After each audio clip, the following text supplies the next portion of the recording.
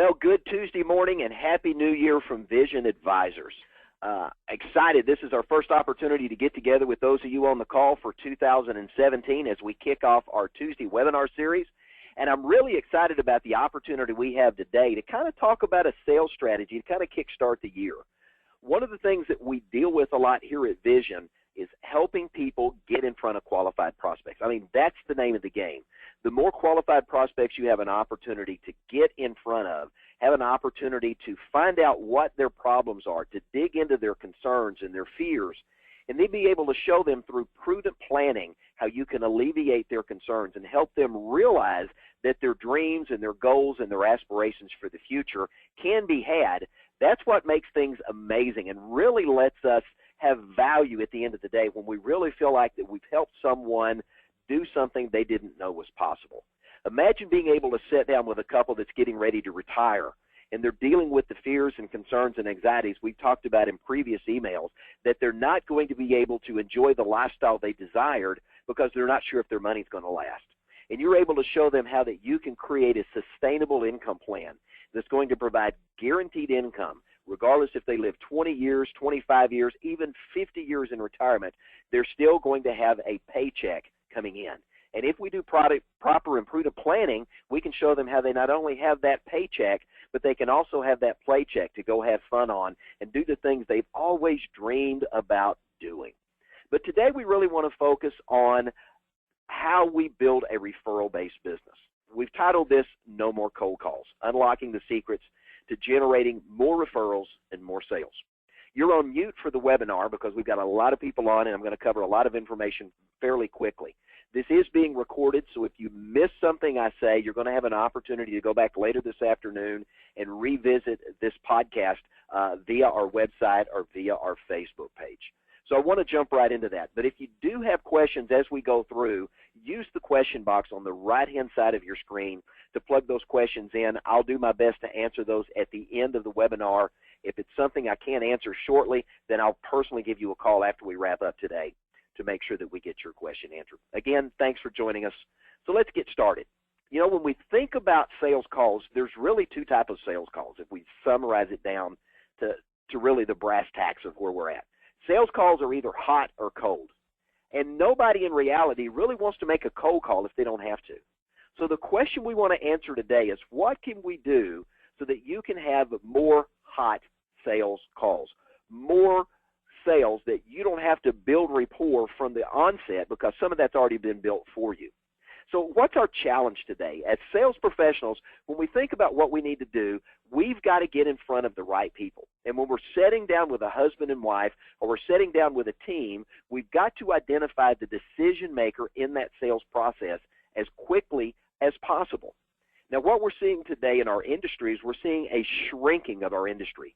The looming prospects of the Department of Labor rule are causing a lot of people to think about whether or not they want to stay in this industry.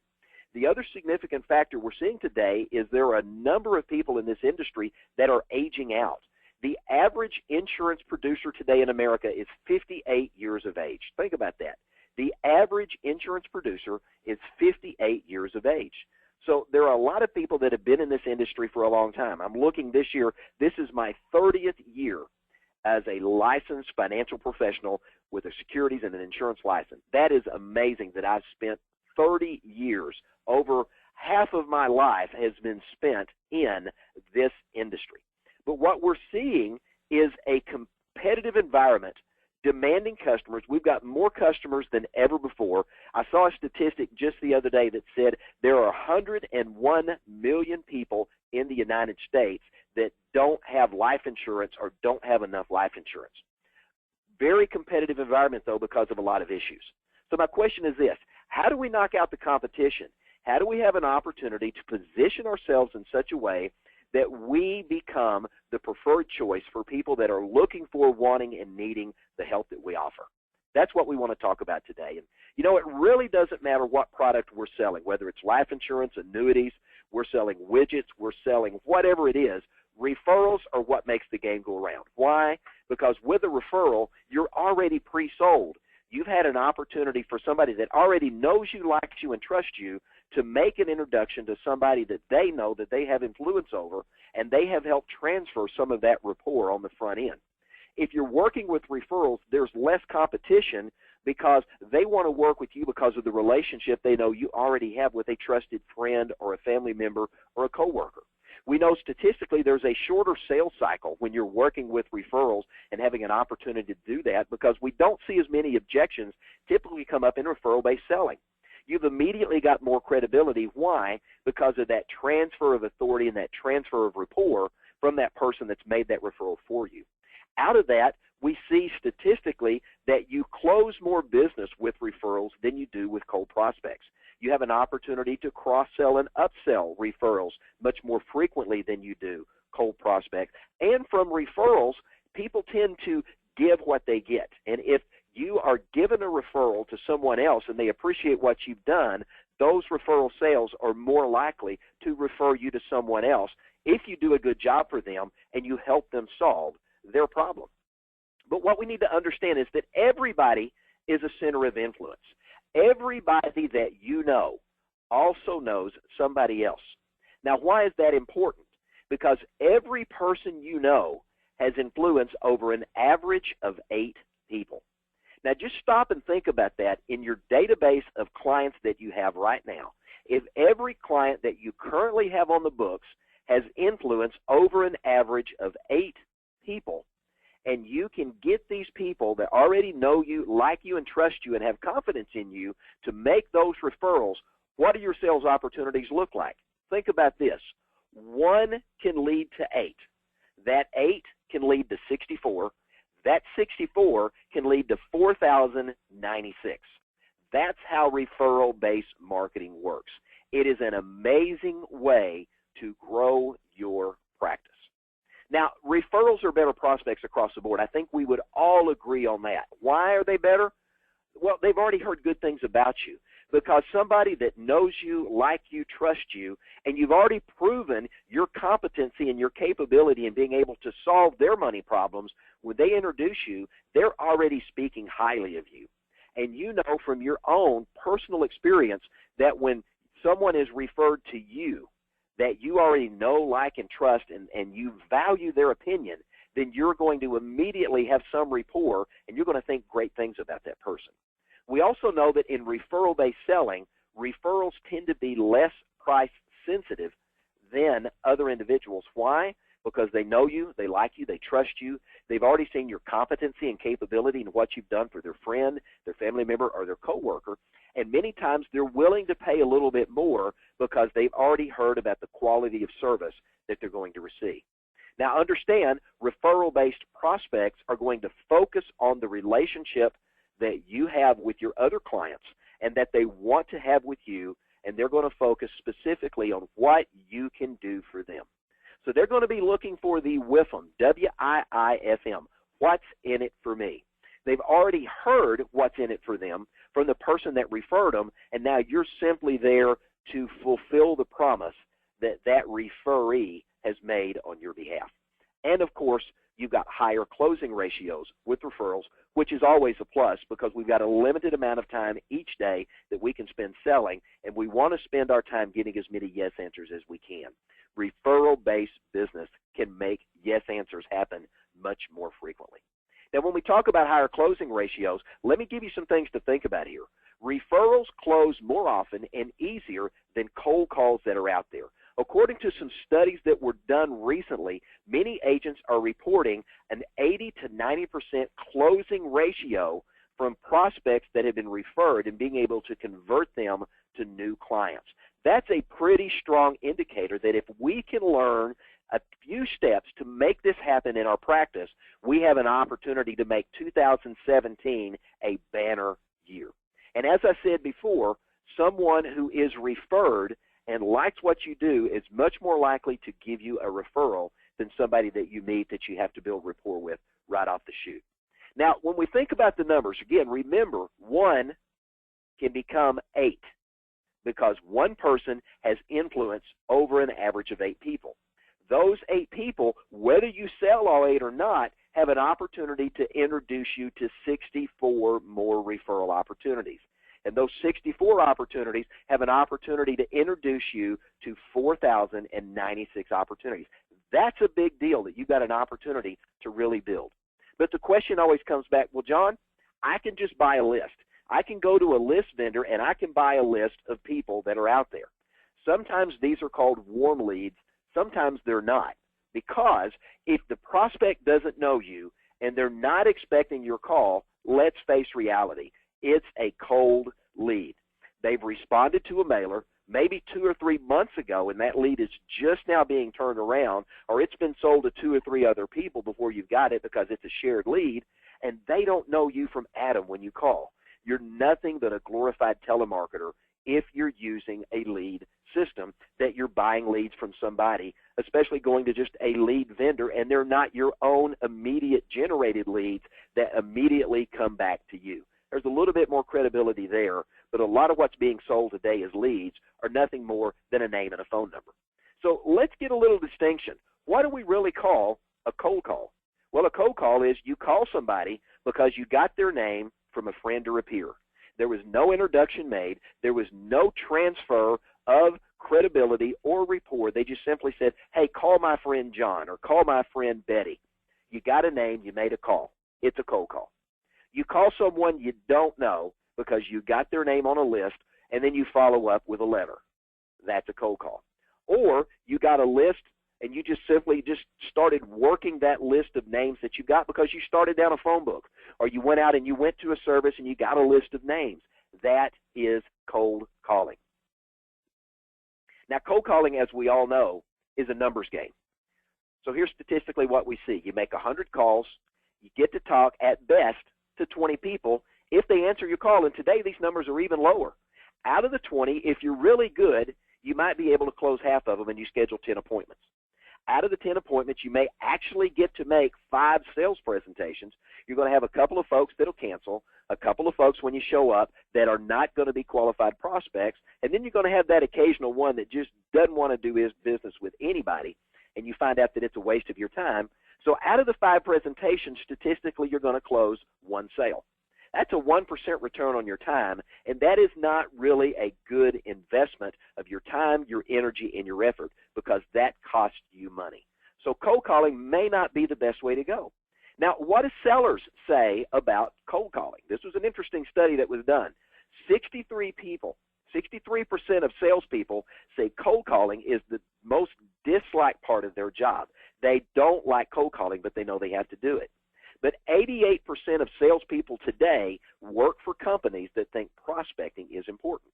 So 88% of the companies they work for think that prospecting and cold calling is important, but 63% of the people hate doing it. That's a problem. And we know when you hate doing something, your heart's not in it. And if your heart's not in it, your results are going to be lackluster at best. But here's the real tell when it comes to cold calling from the buyer's perspective. 91% of buyers never respond to an unsolicited inquiry. Think about that. 91% of your potential clients that you're doing an unsolicited inquiry never respond. That's why we see such low return rates on direct mail. It is a numbers game. If we're getting 2% on a direct mail piece today, hey, that's exciting in today's world. 71% of buyers find cold calling annoying. They don't like it, and in today's cell phone world where calls are being screened, it's even more difficult to get to cold calls. 88% of buyers will have nothing to do with cold callers, and a lot of the time they simply hang up and you never have an opportunity to finish your pitch in the first place. But here's the one I thought was really interesting. 94% of buyers, when surveyed, couldn't remember a single prospector message that they had received in the last 2 years as a cold call. It's just simply something that's not on their mind and they put out of their existence. So what can we say from this?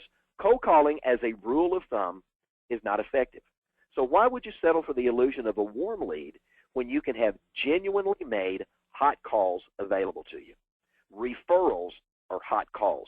It's an opportunity to get in front of someone and be able to transfer credibility, capability, and that know you, like you, trust you factor. So how do we get into referral-based business. How do we get more referrals out of our existing customers? It's as easy as A, B, C. So if you got a piece of paper, I encourage you to write down these next few tips that are going to be out there, because these are going to help you in your practice and are going to help you see an opportunity to put an additional 1 to 2 million, maybe 3 million of annuity premium in the books this year, just as a result of doing these things. Life premium, maybe you can do another 100,000 or 200,000 in target premium. These are very simple, but they're often overlooked. The A in the ABC, ask your clients. You've got to change the way you approach potential customers, and you've got to learn to see your existing client base as a way to approach potential customers. So how do we do that? First, make a list of everyone you know. Go into your CRM system. If you don't have a CRM system, you need one. What is a CRM system? It's a contact database management program. If you don't have one, give me a call at the end of today's workshop, and let me talk to you about some systems that we have available, and we can actually get you discounted pricing so you can set up a CRM. It can make you more efficient, more effective. Topic for another webinar. Make a list of everyone you know, your current clients, even your past clients, peers that you know that may work in similar industries that could be a referral source for you, your neighbors, your service providers, your friends, your coworkers, volunteer groups you may be involved with. Begin to make a list. Take a lunch hour, take 2, and begin to make some lists of people that could begin to feed your practice. Now, we're going to whittle that list down, but for the first thing, as many people as you can think of, make that list as big as you can. And then secondly, begin to prioritize that list so that the people that you know the best and the people that you have the most rapport with are going to be at the top of the list. And in reality, those names are probably going to come to mind first. So make your list, prioritize that list so that the people that know you best are at the top of the list. Now, what do we do from there? Next, I want you to set a goal about how many people that you want to contact as a result of getting referrals each week. Maybe it's 2, maybe it's 5, maybe it's 10. Have a realistic number that you can hold yourself to, or that you have an opportunity for your admin in your office, if you have one, to hold you to. If not an admin, maybe it's your wife or your husband or someone that can hold you accountable to setting that goal and doing that each week. Now, out of the people that you're going to meet, I want you to try to schedule an in-person meeting, if possible, with the person that you're going to be meeting as a referral. Over the phone is great. In person is better. But as you meet with your referral sources, these people that are going to be feeding you referrals, your clients, your peers, your social contacts that you have, I want you to do this. Tell them that you build your business through referrals. Explain to them that this is how you grow your practice. And then tell them that you would like to solicit their help. Many people appreciate the opportunity to be asked to help another person. It gives them value and it gives them a sense of self-worth.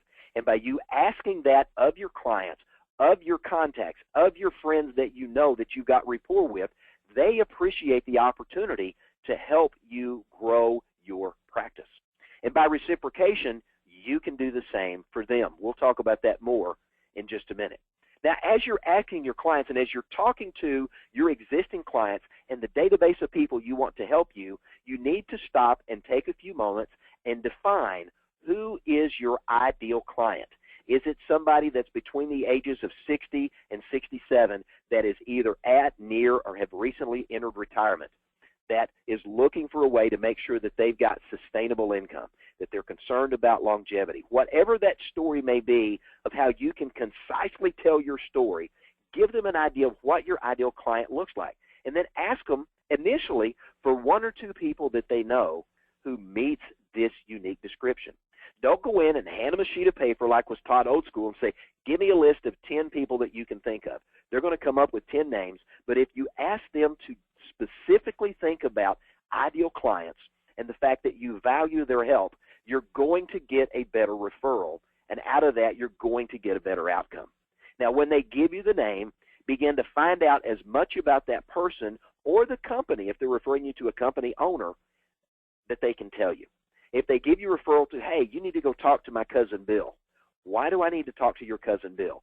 Tell me what's going on in Bill's life. Let them give you the backstory so that when they make the introduction and Bill begins to share his story, you've already got an opportunity and some things in mind that you can immediately start building rapport and having dialogue with, so you're not having to, off the cuff, come up with conversation. Now, as we're talking about asking your clients, the last thing you want to do is you want to ask your referral source to make the introduction. It's not enough just to get a name and a phone number and you make the call to say, hey, Bill, my name is John, and we have a mutual friend whose name is Mark, and Mark asked me to give you a call. That can work, but an in-person introduction can be even better. Now, when you do that one introduction, that in-person introduction, you need a one-sentence explanation of what you do so that it piques the interest of the prospect. Here's an example. I help post-retirement seniors manage risk and create long-term wealth. Now, why is that statement important? I help people who have already retired manage risk and create long-term wealth. The immediate question the prospect is going to ask in their mind and probably out loud is, John, how do you do that? Great. I'm glad you asked that question. Let me tell you what I do. So this one-sentence explanation needs to create the question in the prospect's mind, and hopefully they'll verbalize it. How do you do that?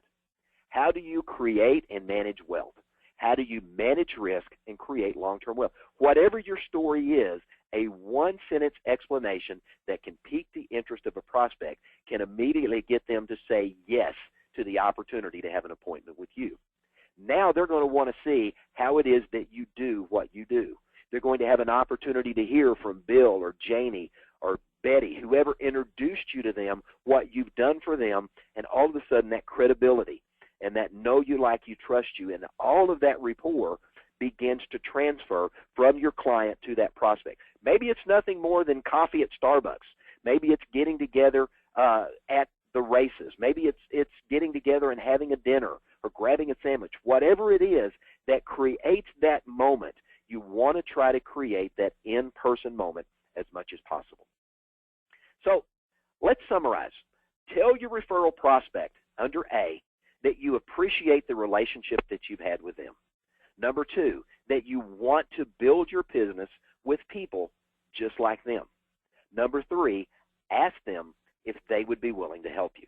If you do those 3 things and you get the buy-in, then what we don't want to do from that, again, is to describe the ideal client and ask them if they would make a personal introduction to 1 or 2 people who meet this description. Then after you've had an opportunity to get those introductions, meet with those clients, then you want to have the comeback to that referral prospect and say, hey, thank you for the relationship. Thank you for the referral. Here's the outcome that came from that.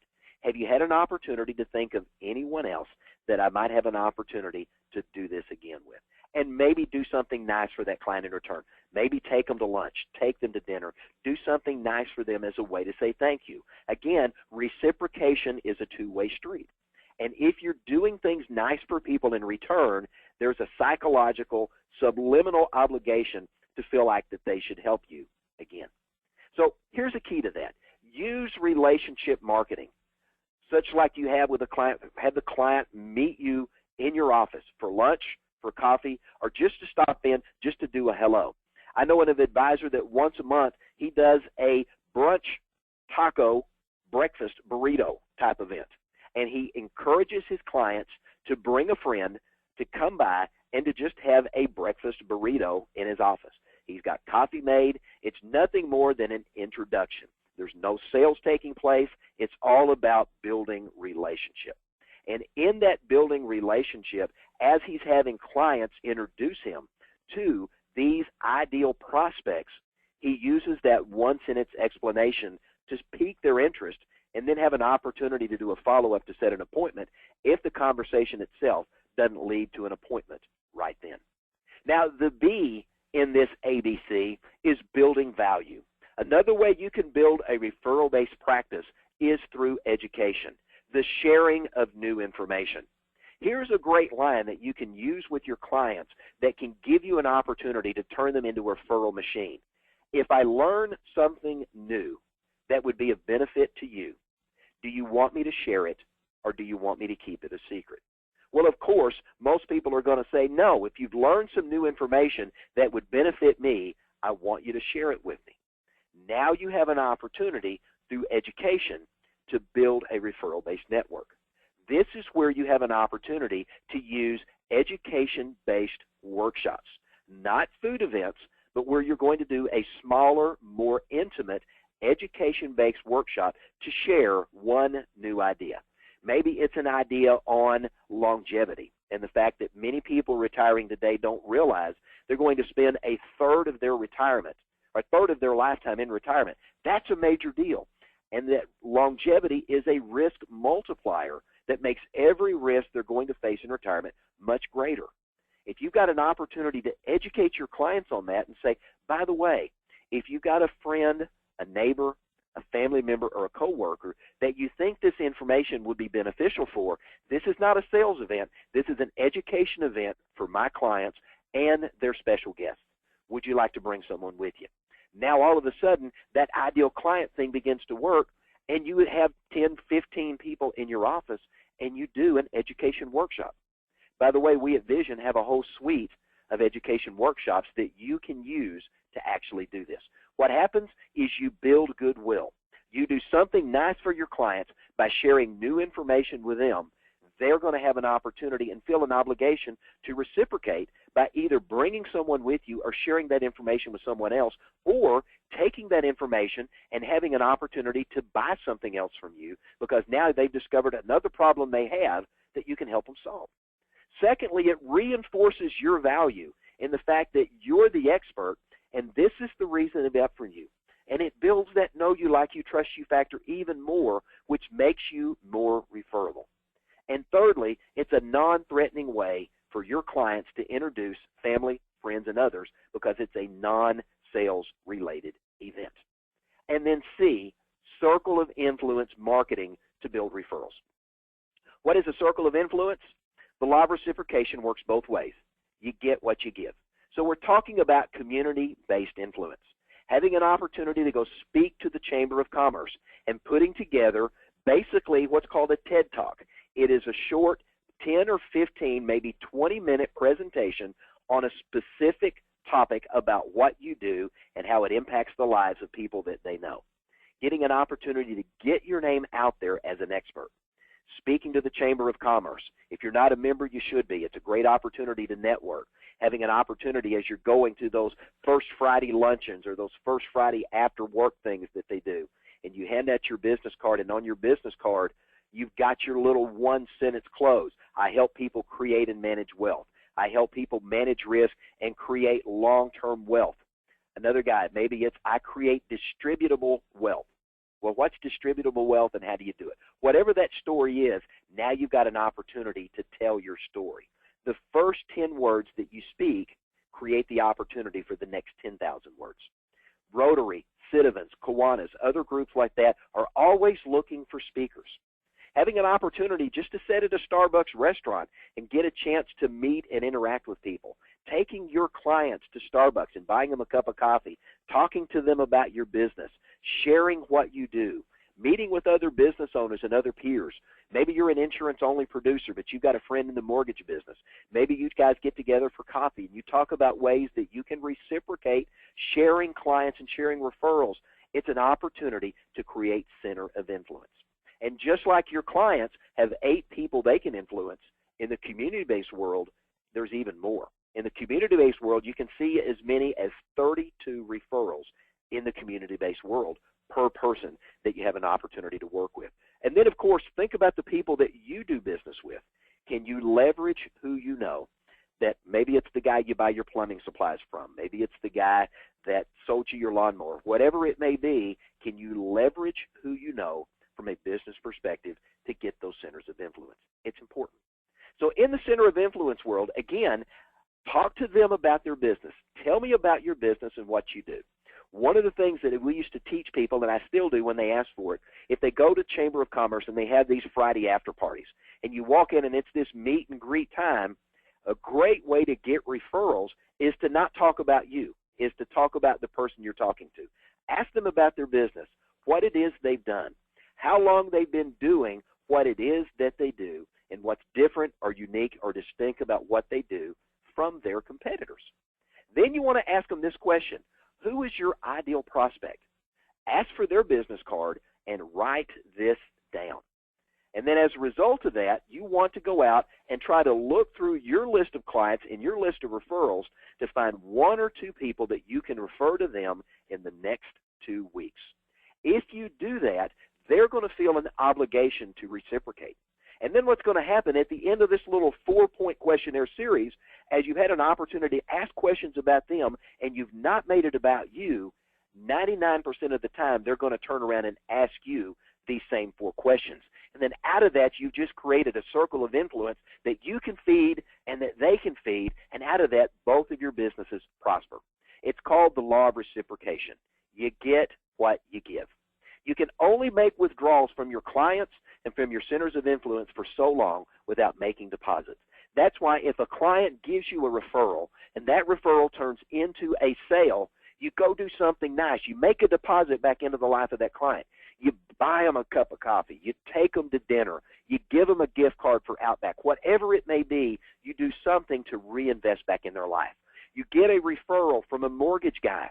Next time you run into somebody looking for a mortgage, you pass them back to the referral guy. When you make deposits, it's much easier to get withdrawals on the back end. And when you do something for others, there's a feeling of obligation to reciprocate. That comes from John Maxwell's leadership teachings. Now, don't forget this. He who solves the most problems for others makes the most money. And having an opportunity to solve your clients' problems and do a good job on the front end, they're going to be much more likely to tell others what you've done for them. I still get referrals today from people I helped 10, 15, and 20 years ago because they appreciate the work I do. We stay in touch, and I still get referrals from them. And because of that, your cold calling days can be over. Now, as we wrap up, let me give you an action plan. Number 1, make your list.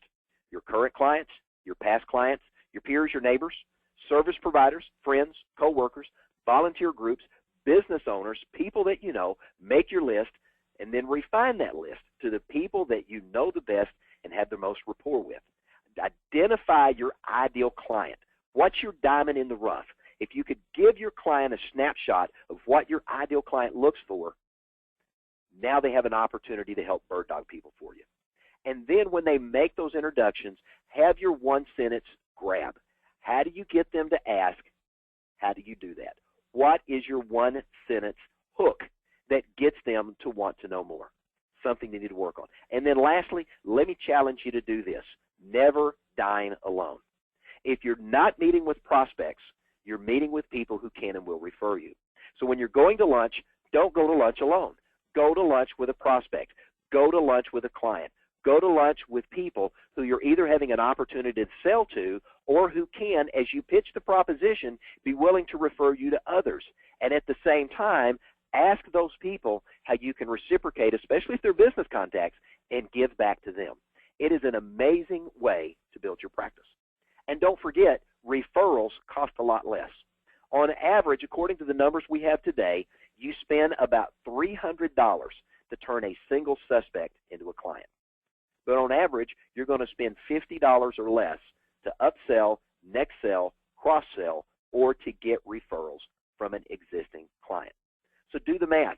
That's 6 to 1 by working a referral-based practice. So as we conclude, let me say this. Referrals are the key. The more you ask and ask the right way, the more referrals you're going to get. And more referrals equals more calls. More sales calls equals more opportunity, and more opportunity equals more money. So use referrals, but use them wisely to unlock the door for your financial future. And let me give you one last thing. If you're interested in learning more about referral-based selling, let me give you 3 books you may want to take a look at. First book, Endless Referrals, one of my favorite all-time go-to books on building a referral-based practice is Bill Berg. My second favorite book, Get More Referrals Now, from Bill Cates. These are probably some of the best books written on building a referral-based practice that you'll ever find. And then an old book that you may find out there, but again is another good resource, No More Cold Calling by Joanne Black. You can find all 3 of these books on Amazon, or you can find them on other online book retailers as well. Endless Referrals. Get more referrals now. No more cold calling.